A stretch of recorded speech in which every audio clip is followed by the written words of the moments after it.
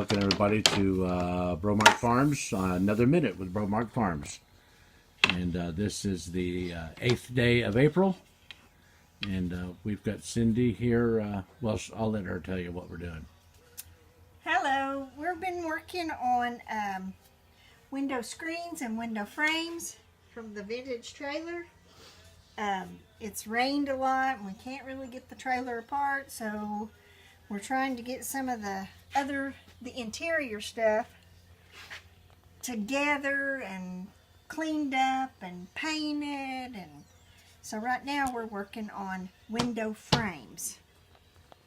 And after 50 years, 60 years, some of them are a little rotten.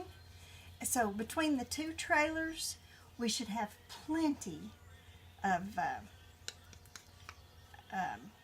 trim to make new frames.